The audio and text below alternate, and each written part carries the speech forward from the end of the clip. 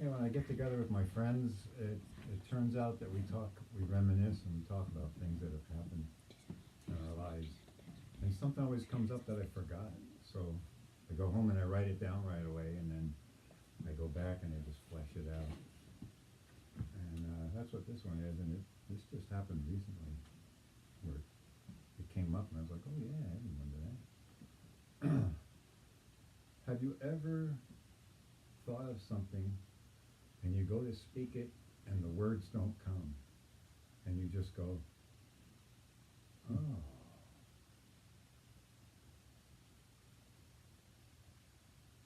Well, this happened to me one day over and over and over again.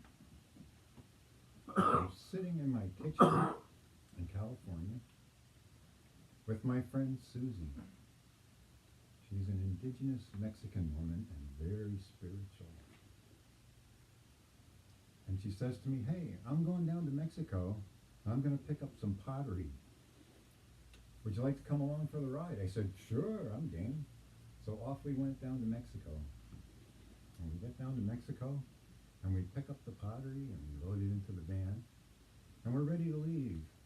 And she says to me, you know, I didn't just come down here to pick up pottery. And I said, oh.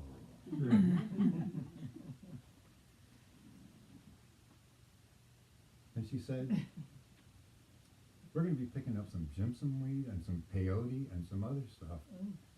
Spiritual things for the ceremony for my friends when we get back. And I was like, okay. So we go and we meet this guy and he gives us this sack, this cloth sack. And we put it in the van and we start driving and we're heading back. And I can see the border getting closer and closer. And I'm looking and I'm looking and all of a sudden I see the sign U.S. Customs. And I look at Susie and I look at the sack and I look at the U.S. Customs sign and I say, oh.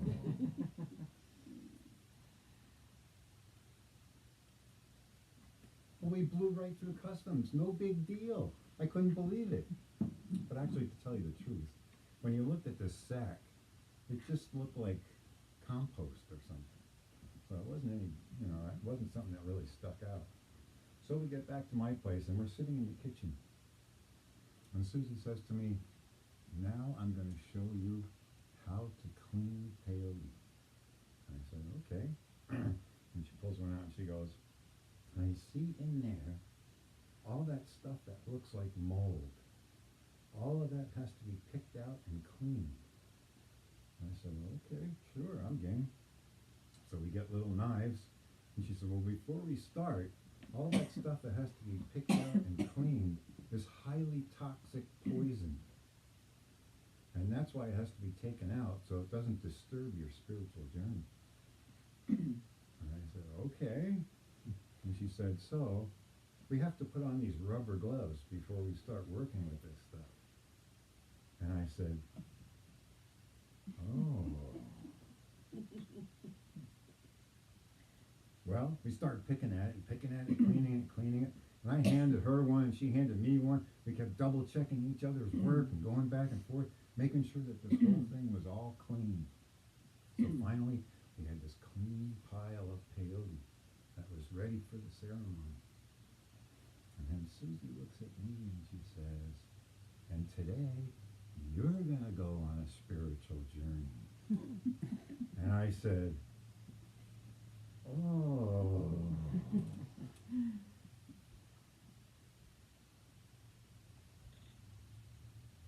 Well, she goes to the refrigerator and she gets out fruit and piles all this fruit into a blender and starts blending it all up. Blending and blending and blending. And then she takes some peyote and she drops it into the blender and starts blending it all up. Blending and blending and blending. And she blends it all up and finally it stops. And it's a peyote smoothie. What it is. And she said, well, now you have to try it. And she pours it into a glass and she hands it to me. And I take the glass, brave guy that I am, and I go, And she goes, come on now. And I said, okay, okay. So I take a pretty good gulp of it. And she goes, now, take another gulp. So I take another gulp. And then she says, now, take another gulp. So I take another gulp. And then she says, now, we wait. I'm like, okay, wow. Well, I have an armchair in the living room, so I go over and I sit down in the armchair, and I sit back in the armchair, and I put my arms up on the armchair, and I'm like Captain Kirk on the Starship Enterprise, and I'm gonna blast off into the galaxy, and I sit there, and nothing happens. Nothing happens for a while. I'm thinking, wow. Then all of a sudden, I begin to see shadows. Shadows of figures walking around in the room. And I see faces moving, and I see hands going. I think, wow, this is really amazing. And then I see sunrises, and then I see stars. And I look over at Susie, and I said, Susie, holy cow, this is crazy. And she goes, I know. And I said, can I get up? And she said, well, sure. So I get up and I start walking around, and I'm walking around, and I'm following shadowy people around in the room. And I can't believe it. I can still see the room, but there's this whole other world. And then I think, I go over to the window. I look outside, I look out the window. Holy cow, Susie, can I go outside? Can I go outside, Susie? And she goes, of course you can go outside. That's what it's for. And I said, okay. So I go over to the door, and I open up the door, and Susie, I'm afraid to go out there. And she goes, take the dog. Take the dog with you. The dog will be your guide. And I said, oh.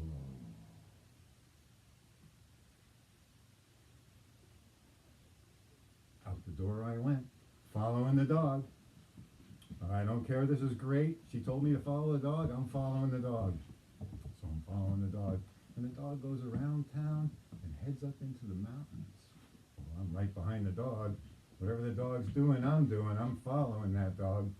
So I'm following the dog. We're up in the mountains. Well, we're an hour now into the mountains. And I'm following the dog, doing whatever the dog's doing. And all of a sudden I realize I'm not just following the dog. I'm down on all fours. And I'm following the dog on all fours. I'm thinking, whoa. And I'm going wherever the dog's going. And when the dog stops and rubs up against a tree, I rub up against a tree. When the dog stops to sniff something, I sniff something. And when the dog stops to pee, I pee. I keep going. I'm going, all of a sudden I realize, hey, I'm kind of wearing a loincloth and not much else. What the hell happened to all my clothes? I don't know. I keep going and following the dog. We come to a puddle. We stop at the puddle, and the dog looks into the puddle, and then looks at me. And then I look into the puddle, and I look at the dog. And then the dog starts to drink out of the puddle. And I think to myself, if I want to drink out of a puddle.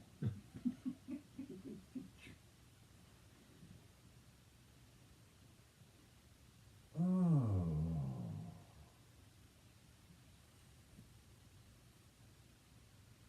Well, I didn't drink out of the puddle.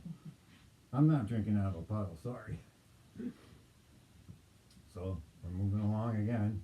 I'm feeling so guilty because I didn't drink out of the puddle. I blew it. I had the whole thing going, and I let the dog down. Well, we're walking along, and the dog starts to walk slower. And slower and slower. And why are we slowing down? And I looked at the dog, and the dog looked sad. He had this sad look on his face. I was like, well, what's wrong? What could possibly be wrong?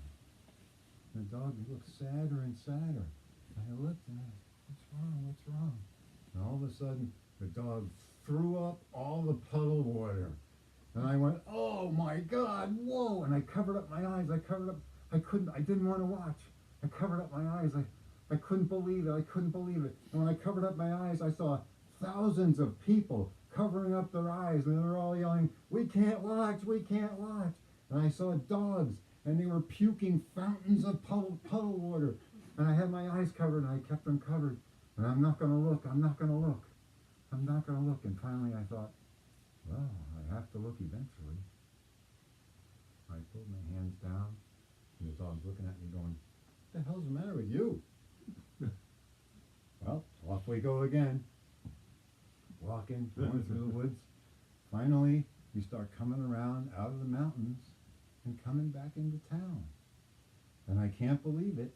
This dog took me all the way up into the mountains, all the way up and around, and we're coming back into town, and we're coming right back to the door again, right back to the house. This is a miracle. I can't believe it. I walk into the house, and I see Susie sitting there in the chair, in the same spot from where I left. And Susie looks at me and she laughs and she says, well, I can see you've had your journey. And I look down and I've got shredded loincloth. I'm covered in mud. And I said, yeah, it was kind of fun. And she says to me, well, you're safe now, so I'm going to leave. And she gets up and she goes out the door. Now I'm thinking to myself, well, hey, this is still going. I'm going back in the armchair and finishing out this ride. So I go back in the chair, and here I am, Captain Kirk again, back into the galaxy. And I'm riding in the room, and I'm going, oh boy, this is great. If I want something, it's there. So I'm seeing stars, and I'm traveling, and I'm still seeing these people and souls, and I can't quite figure them out. But I can still see the room perfectly. So I'm sitting there, and I'm watching everything, and all of a sudden, the door bursts open. And it's my sister and all her friends. And they come into the room, and they're laughing and chatting and patting each other on the back, and they go out into the kitchen, and they go right past me like I'm not even there, like I'm invisible. And they go into the kitchen, and they're sitting into the kitchen for a while, and all of a sudden I hear them talking, and someone goes, hey, someone left a blender full of smoothie in here. Oh no. So they start pouring the smoothie in the glasses, and they're raising the glasses up to their lips, and they're ready to drink the smoothie. And all of a sudden they notice I'm sitting over there in the chair. And they all look over at me at the same time, and I go,